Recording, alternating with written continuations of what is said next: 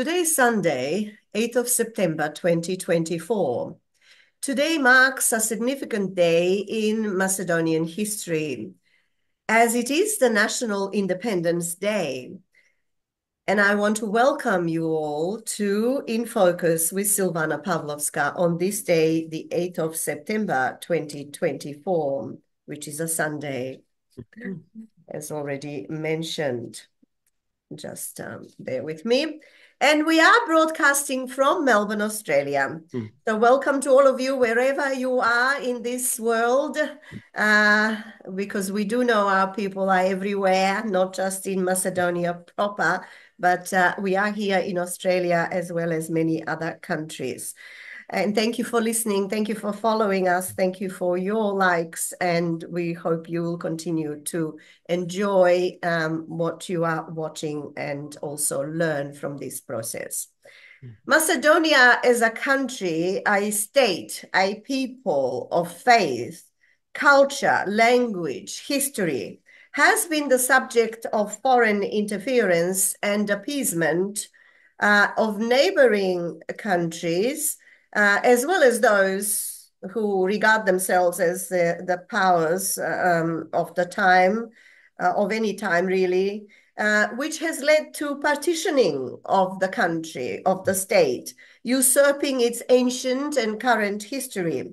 Its peoples have been subject to assimilationist and genocidal policies of foreign interference, and this appears to be still the case in present times, that is in 2024. So today we're going to examine the question, is Macedonia free and independent? And this is a question for our guest and contributor to In Focus with Silvana Pavlovska. His name is Mr. Ordan Andreevski. And I want to welcome Mr. Ordan Andreevski to In Focus today. Thank you for joining me. Good morning. Thank you. My pleasure. Good morning to you and your viewers. May this be how can I say, a happy celebration in a sense of our democratic achievement in 1991. Yes, indeed it is. And we acknowledge that as well. And there have been already celebrations and commemoration of this significant day here in Australia, because we are ahead of time here in Australia. So in a few hours, people in Macedonia will also be celebrating and marking this day. So my first question to you, Ordan, because you've been involved in the Macedonian community in Australia as an activist, as a lobbyist, as a person who writes submissions to government that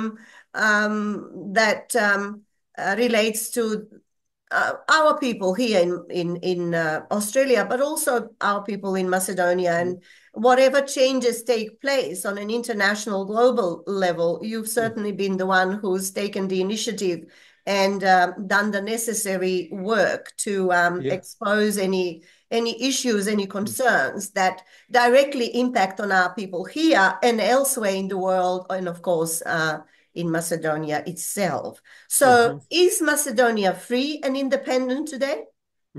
Well, look, we have to look at it, we can look at it from two ways, right? One is an optimistic view that Macedonia has got the choice, the Macedonian people have got the choice to use democratic means to achieve their national interests. They can remove governments that don't meet our needs as a sovereign country.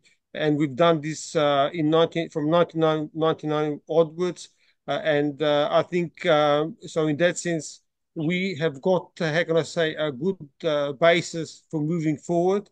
We can we can challenge all the propaganda that's been spread in Macedonia by what's really, I think there's a big similarity between despotism in the US and the Anglo-American Empire and what's happening in Macedonia, in the sense that there's a change of governments, but the policies remain the same. And really that's not acceptable to anyone, especially not to us Macedonians who have suffered so much over the centuries. And we have this one piece of land called Republika Macedonia, and these, how can I say, despots, these, I guess, frenemies of Macedonia want to destroy us. And they've been doing this, unfortunately, and consistently from 1991 onwards. They've thrown every book in the from that they can trick in the book that they to undermine our identity, our history, our democracy, our people, our beliefs, our agency to change. And really, it's been, how can I say, a bit of a brainwashing exercise. I know some people, ask me, why aren't people protesting on the streets? Well, I said, look, they were protesting in the streets, and they can do it again. But there's also a bit of a propaganda war that's fought in Macedonia against the minds of Macedonians, whether they are in government, whether they're in institutions, and in particular the population. Now, Big Brother, especially the United States and NATO and the EU, they don't want an awakened population, a mobilized population. They want a docile population like they've got in a lot of so-called liberal democracies. Yes, yes. Thank you for that. Now, you, as a member of also of Nasha Macedonia, a newly formed organization here in Australia, um, has together with another organization which is located in Macedonia called Nov Asnom, have issued a joint press release in Yeah. relation to today's marking of Independence Day. And in it, you express your concerns about what is happening what's happened and what is still happening in Macedonia, and also your attitude or the treatment that the Macedonian people are receiving here in Australia, as well as in Macedonia. So we are a large community here in Australia. Official figures talk about 150,000 plus. Yeah. There's definitely a lot more than that in this country, and we play a significant role in this country in many ways. Yet the government's policy, the Australian government policies, make reference to us as people coming from North Macedonia, and that we are speaking the North Macedonian language, and Yeah. that we are the country's North Macedonia. What's the Macedonian community's reaction to this? Well, look, the Macedonian community has been on the receiving end of, how can I say, all the weaknesses in Australian foreign policy that we can see. From the beginning, they sort of denied our human rights. We can't be called Macedonians. They tried to change our language, and we challenged that. Now they basically decided without any public consultation. They know that what the community wants, but without any, how can I say, respect for us taxpayers, people who work for Australia, who are integral part of this so-called successful multicultural democracy. And then we get treated like third-class citizens. They don't even give us, respect. They don't engage with us. They make decisions on their own. They think they know better. Well, they're wrong. They know very little. They have been, how can I say, in the past, heavily influenced by what Greece and the US and others want. And I mean, Australian elites have been sort of aligning their policies with other elites. But on a people level, Australians understand our problems. Australians and also some members of parliament understand our issues. And there is opportunity to change things around. And I know we've been disgusted by the politics, but we have to get involved in the political process to make our case all the time. It's a permanent, there's a need for permanent communication and campaigning. We can't just have, a protest here and a protest there. That doesn't work. We need to learn from other communities that are very successful, whether they are the Australian Palestinian Advocacy Network or others, on how to constantly strive to make an impact. So we've got examples, and we've got creative people in our community as well that are involved at different levels, contributing in different ways. So we've got a unique opportunity to turn things around, and we've got to use the democratic process that's available, because not everywhere in the world people have got the rights and privileges that we have in Australia. Yes, thank you for that. With regard to the international community or the foreign interference, Mm-hmm. which has led to the change of the name of the Mm-hmm. country to from Republic of Macedonia to Republic of North Macedonia. Yeah. What do you think? And we've talked about this on In Focus with Silvana Pavlovska, whereby we have exposed information that Mm-hmm. came from to us via credible sources, namely Professor Dr. Igor Yanev and his paper, which came out last December, fully examining the Mm-hmm. actual Prespa agreement, which led to the changing of the name, the changing of the flag, the changing of many aspects. What message do we have for them? Because it all appears to be coming from the United Nations, whereby Macedonia was recognized under its constitutional name Mm-hmm. initially, only Yeah. to shortly afterward have a veto from Greece when Macedonia made the Mm-hmm. attempt to apply for membership to the European Union. And that's Mm-hmm. when things started to go Pear-shaped. sour. Yeah. Yes. Yeah. So, nevertheless, we must remind ourselves that this all came from the United Nations and the General Assembly and the decisions that were made there. Of course, the Macedonian parliament itself and people involved, those who were representing Macedonia at the time when these Mm-hmm. so-called negotiations took Yeah. place, they succumbed to certain things, or they maybe didn't know what they were signing. So we are in a situation where we've got certain things and that we are living the consequences of what others have decided. That is mostly related to the UN and its treatment of Macedonia, whether it's a state or Yeah. with an identity or a state without an identity, but it Yeah. does to them exist. Does it exist to our people? And what message do we want to send to the UN and the countries that comprise UN? Mm-hmm. Well, look, I think the first message is that the United Nations must live true to its declarations about human rights, about different conventions. They've got a million documents that they've produced. They've got a massive bureaucracy, and they need to basically live up to those high standards when it comes to the Republic of Macedonia. Unfortunately, the United Nations, like any other sort of body that's been designed by the major powers, is very vulnerable to how can I say, corruption, to blackmail, to lack of funding, to manipulation of facts, so that small countries like Macedonia get the rough end of the bargain. Our human rights don't matter to the US, they don't matter to the EU, they don't matter to some politicians in Macedonia on both sides. So really, this is a lack of, how can I say, respect of the United Nations itself and the charters. And but having said that, the United Nations also provides an opportunity to reclaim lost ground. Just because some, how can I say, reckless and unrepresentative people in Macedonia and from Greece, they signed some sort of Prespa agreement. That's rubbish. They know that that thing is holds water for as long as people accept it. If we say no, man, forget it. We don't want a bar of it.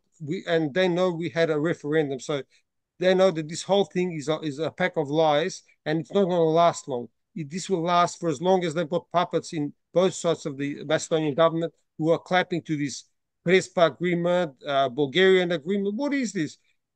They are puppets in Macedonia who, for 100 million euros or less, will sell everything. But these people must be held to account. This is not their father's sort of like farm or a block of land that they can sell and trade. This is our country, our history, our pride, And these idiots are pretending to be our leaders. They're not, man. They're really bitterly disappointed the Macedonian people, but also including us in the diaspora who fight day and night to preserve our identity, to build closer relations between Australia and Macedonia, or wherever Macedonians live. Everyone is trying their best to help out in the best way possible. But we saw in the last elections, we were disenfranchised from the Yes. political process. We had to have all these rubbish requirements, which really, just how to stop us from engaging in the political process. Because to be quite honest with you, the Americans, the CIA, they don't want us to make decisions. They've made decisions on behalf of us, and that's really what sort of democracy is that? Hmm. You know, Well, that's why we need to stay as far away as we can from mhm. these despots in the West. They are our biggest threat. Yes.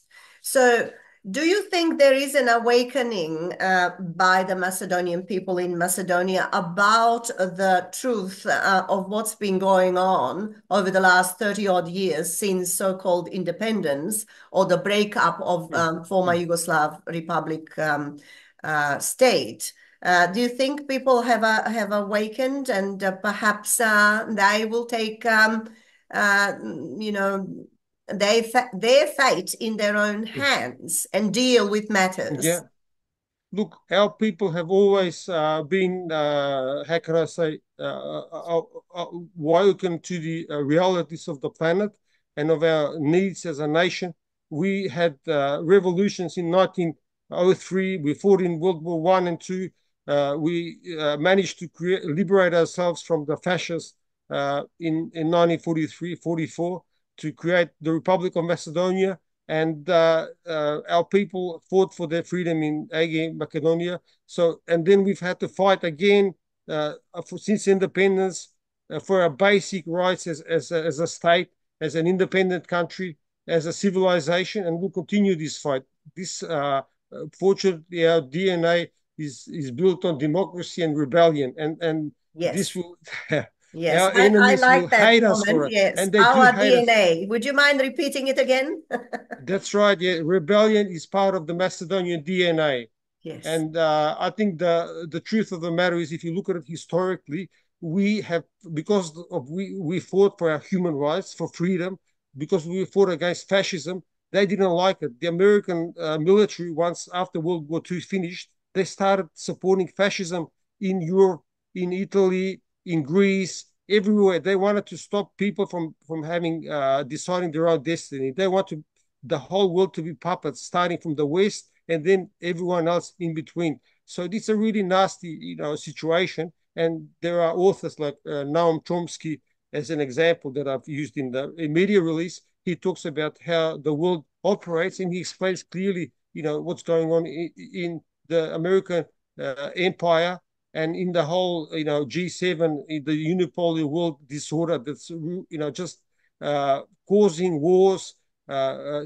creating artificial crisis. Yesterday it was the Soviet Union. Today it's Russia. Now it's China. It's just some new enemy to create the justification for ever expanding wars and ever expanding of, how can I say, budgets for war and defense budgets. And we saw that in Australia with the AUKUS deal that was signed behind Yes. closed doors at Yes. huge expense to Australia. Yes. So we have to be really careful and hold to account our elected representatives and don't buy into the rubbish that's been fed to us, especially on mainstream media, including the ABC, sadly, because there's problems there too. Thank you. Any last message you wish to send before we close this interview? Okay, well, look, we must not lose hope. Uh, Everything can be reclaimed. It's just a matter of not getting angry, but getting organized politically, financially, right? This is what we've been lacking. Like we've said, there's, according to the census, 111,000 plus God knows how many people, Macedonians from Aegean and other parts that are claimed as Greeks or other people who are, claimed now as Australians. And so there's probably God knows how many Macedonians in reality. So then we need to sort of like get our act together politically and start organizing politically and start challenging these nonsense that's going on, starting with people like Cassandra who is Fernando, who went to Macedonia recently without consulting our community, without telling us what was the purpose of the visit, without any reporting, and avoiding discussions with the community. That's really not acceptable. Yeah, so we just repeat the name again. It's Ms. Cassandra Fernando, The who MP, is a member federal of MP. parliament in the current federal government, who apparently represents some sort of a group and recently visited Macedonia, had various meetings with high-level officials, including the Prime Minister and the President of the country, as well as the Archbishop of our Macedonian Christian Orthodox Church. And to our huge disappointment, even though we have sent her an invitation to have an interview with me and with In Focus with Silvana Pavlovska, thus far, unfortunately, we have not had any acknowledgement of our invitation, nor have we had any communication from her end. So the invitation is still open. We'd love to hear from you, as this concerns the Macedonian community in Australia, and what actually happened and what was the reason for your visit, Miss Cassandra Fernando. Would be great pleasure to speak with you. Thank you, Ordan. Thank you for raising that. Thank you for joining me on In Focus with Silvana Pavlovska today on this very special day, the 8th of September, 2024, Macedonia's Independence Day. Yeah, look, it's my pleasure. We need to stay positive. We can change things around. I know the situation looks very difficult and complicated, but it's always been difficult and complicated. I can't think of a time when it hasn't been. If you look at 19th century, 20th century, 21st century, there's always some danger hanging over our head.